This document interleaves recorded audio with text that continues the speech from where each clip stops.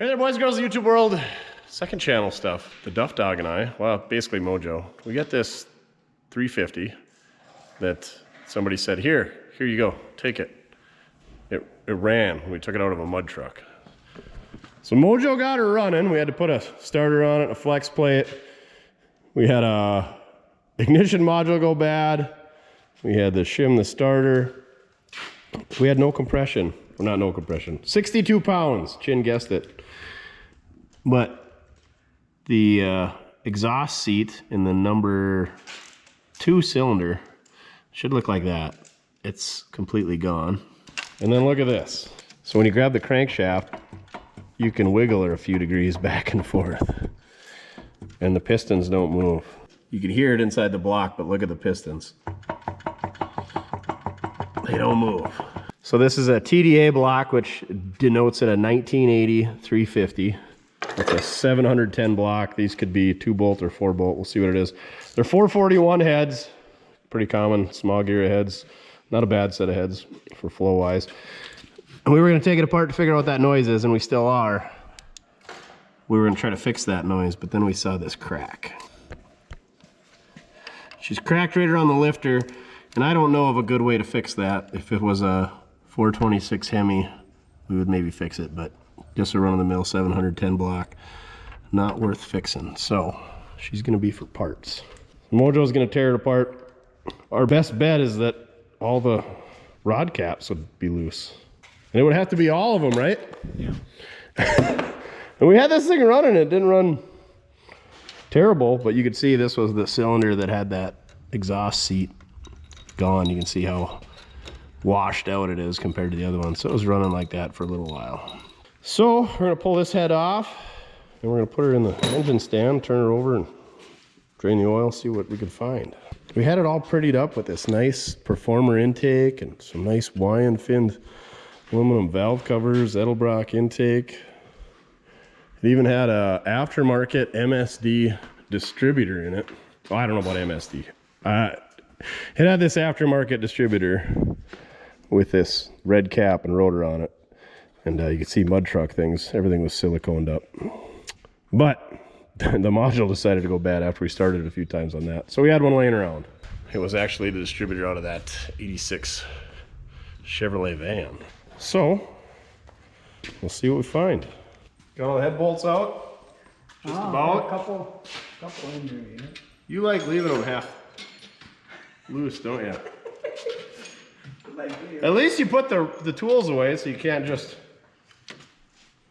Can't just get the tools. Well, that isn't even...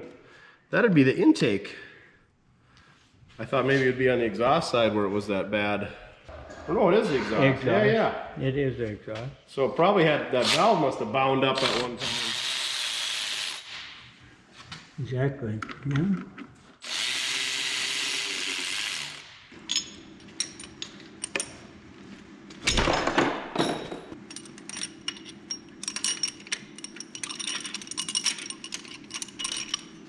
So just got your standard flat top pistons. It kind of sucks because there's virtually no ring ridge. I think we could have stuck rings in this and went, but I doubt it. Because I'm pretty sure that there's oil pressure that goes around that lifter, so that wouldn't be good. Do that again.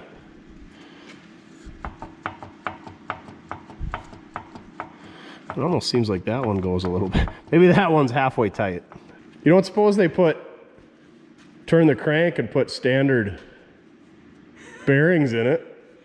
Yeah, but I can't believe it's got that much oil pressure. Yeah, it had 30 pounds of oil pressure at idle. Can't believe it. So, yeah, we're gonna find out. Place your bets below with what you think we're gonna find.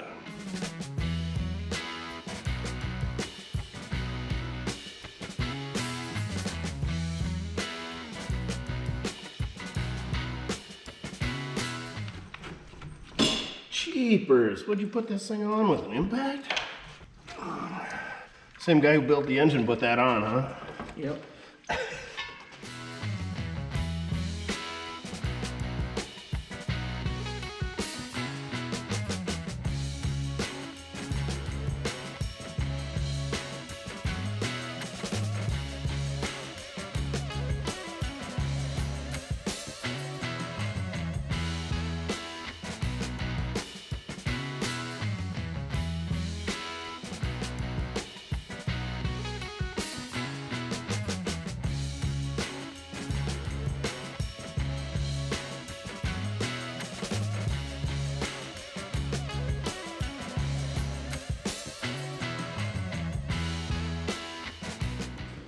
All right.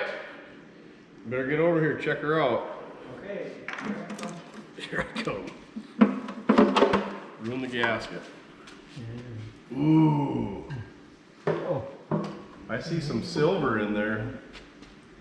You could see the outline in this sludge where the oil pump pickup was. Ew. They're all loose. Ain't they? See where it's Yeah. where it's been riding. Yep.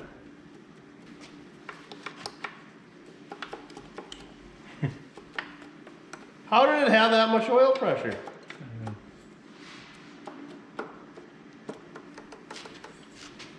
4-bolt main. Yeah, 4-bolt main scrap iron. Scrap iron, yep. That's a shame. All of them are like that. Funny I didn't have a, usually you got one cylinder that gives you a rod knock. Yeah. This one should have been All all of them. Well, you know that, right? Return to sender, right? Hey. Oh my. They're tight. The hardware. You got a bigger hammer? I should.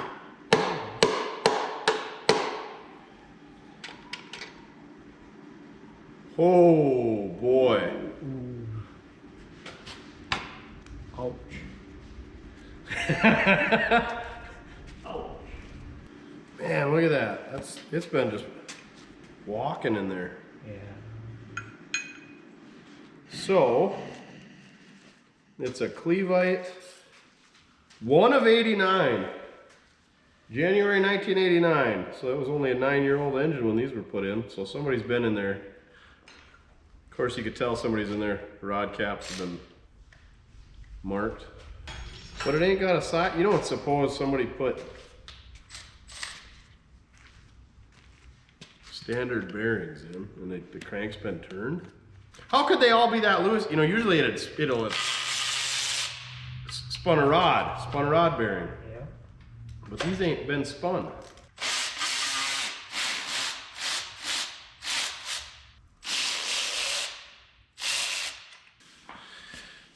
Well, now what? Put the oil pump on there and throw the pan back on. Well, I think we'll just put it all back together in one piece and then know where everything's at. And then if we got to go steal, if we need a harmonic balancer or a pulley or maybe Randy wants to come get it. Huh. I'm guessing he probably don't want it back. You probably don't want it back. But You always stagger them, right? Where that lip is. Is that how that goes for the bearing? And then how they put them together is match them. we'll match them. Match them up. Up here on this side, there's a taper. Oh, really? Yeah, and then the rod. You learn something new every day. Here's what I found. Every one of these rods has got a bunch of play. And the coating is just wiped out of the bearings. So instead of just one rod going bad, the bearings in all of them are bad. So crank needs to be turned, needs bearings, block's cracked, one head needs redone. Yeah, a lot of scrap iron here. Too bad, because it's a 4-bolt main 350, which are getting harder to find every day. We interrupt your regularly scheduled shenanigans. We're gonna go over to Handsome Rob's. He's got himself a 715 International combine that he made into a snowblower. We didn't get any snow, so good work there. But anyway, he's since decided that he wants something easier to get into, cooler, and lower so it'll fit in his shop so that it has a chance of starting when it's cold out. So long story short, he took the combine apart. He's got it sitting on blocks, and we got to bring the telehandler over to set it on the ground for him. So that's what we're gonna do. Hopefully we make it on a quarter tank. Looks like you got it under control. Well, as soon as I lift up on it, it's gonna tip this way. So what I was thinking is if maybe going right behind the I can go right through the windows, right? You're not using that cab. Well, I know, but I prefer not. Okay. All right. So you think it's gonna tip my way? Yeah, it's because with the cab. Yeah. I think the cab is offset. I Yeah. didn't know if the engine's centered over the wheels. The center's pretty well, and the engine is pretty well centered. We should just get Haley's brother over here with just like 2x12, like sticking off to the side, just like, you know, teetering it, balancing it. All right. I prefer to have a little more skilled labor. I mean, you're not a lot, but you're a little bit. But I bring the heavy equipment. Yes, you got the right tools for the job. Right, right. All right. It's not if you know how to use them, it's just that you have them. It's a skill set I've learned. Damn right. We? Me I know you're. This is the. I'm far too valuable an asset to be risking life and limb to move cinder blocks. Congratulations on stacking them properly, though. That's pretty nice. Yeah, that's very nice. Whoa, very nice.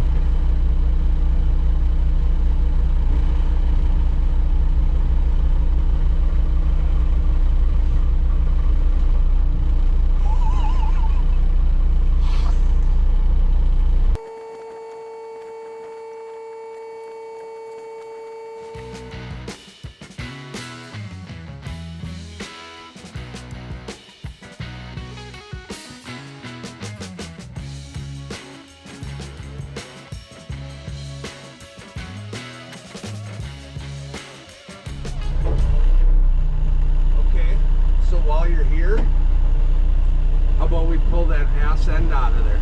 Okay. So if you come around and get in the back there, I'll just run the bolts up. Tag team it.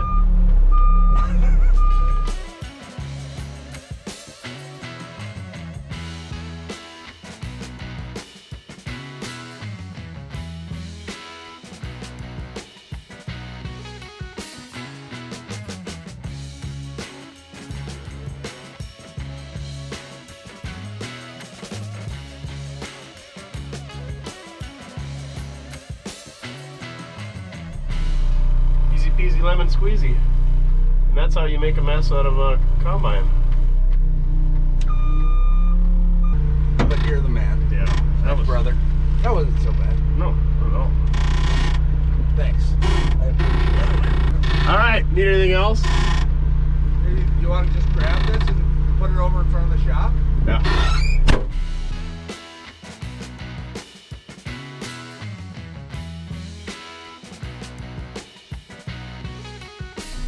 There you have it. Made a mess out of a 715 International Combine. No more snowblower. Well, we'll have to give you some updates. Chin says we need a wrap for the Rojo motor. The Rojo. The Rojo motor. Well, here it is. I have no idea where this crate come from, but we got it sitting on a nice crate. We got it sitting up in the air, collecting rainwater. And that's probably where it's going to sit for the foreseeable future, because it's just a cast iron intake that we threw on there to fill it up. It's got, the heads need rebuilt. They're junk. The seats are sunken in and they're just stock smog heads. The block is cracked in the lifter valley. The crank has been turned and it needs to be turned again. There's probably not much material left, so like basically it's a donor for like little stuff like valve covers, timing cover, pulleys, which we have a stack of, harmonic balancer, I don't know, oil pan. We're looking for oil pans once in a while. And to be honest, if I take those parts off, I'm never going to find them, so we're just going to leave it sit out here and rot. Ideally, I like storing them upside down. Mojo set this here, I'm blaming it on him, because I bring them out and set them upside down like this, so the only way water can get in is through that giant hole in the exhaust manifold, or the fuel pump hole, stuff like that. That's a carbureted 4.3 out of the 86, by the way. And that's a 55 Chevy 265. You can tell by the way that it doesn't have an oil filter. And this is the scrap pile. Maybe we should store them vertical, like, well, I think that's a wide block. Nope, that's a small block Chevy. No idea where that came from, but that's not the way to store it without a head on it. Did that come out of the bubble top? I think that came out of the bubble top. Who knows? That's what I'm saying, bubble top. Final answer. Maybe if we store them like that. That's a TBI small block Chevy, 87 to 95. Water can't really get in when it's sitting like that, ish. Buick 300 something, flathead, 60 horse, Hemi, bunch of Model Bs, Hemi head, Mickelson's Ford Escape, something or other. So yeah, just goes to show that there is some bad small block Chevys. Rojo did give us this thing, I think. I haven't given him any money for it, and I won't. If he wants it back, he can come get it. He came and dropped it off.